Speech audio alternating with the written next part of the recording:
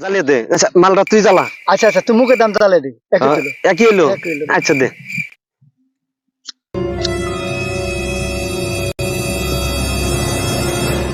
High রে শান্তি রে দোস্ত, তুই জানোস না এর মধ্যে যে কত শান্তি। খুব শান্তি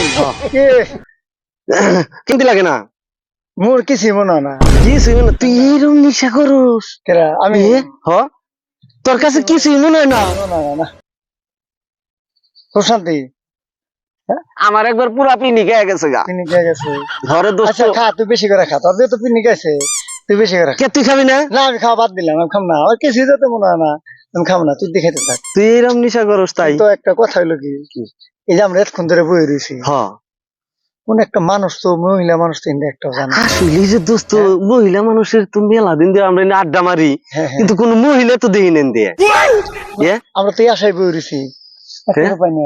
হ হ্যাঁ তাহলে কি করি দেহি আয় না কি কো তাহলে একটা তো আয় না মহিলা মানুষ কেমন নেবো দোস্ত রে কি পাইছি কোনে পয়সা পাইছি একটা জিনিস। কোনে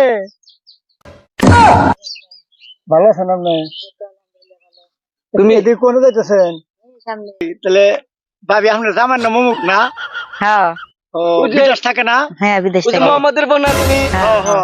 বহুত গল্প কিসের বসবো কেন কিসের জন্য বসবো এই যে একটা তোমরা এই গাঁজা মাজা খাইতেছো খারাপ পোলাপান তোমরা না, তোমার সাথে কিসের জন্য বসবো হেই, ফাজিল পোলাপান, হেই, বেয়াদব জানি কর ওই মহিলা তোমার কথা গুলো ওই আজকে ধরুন নো নো নো আজকে ধরুন নো নো নো দেই ধর দে ধর আজকে।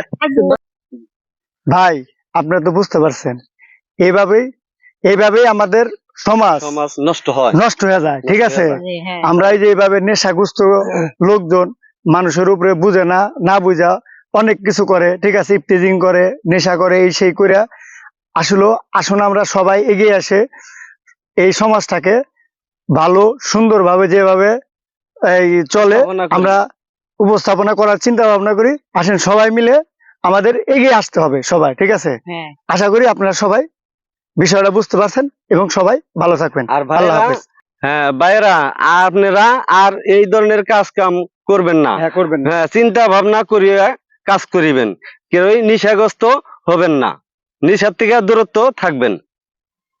ধন্যবাদ সবাইকে। সবাইকে ধন্যবাদ।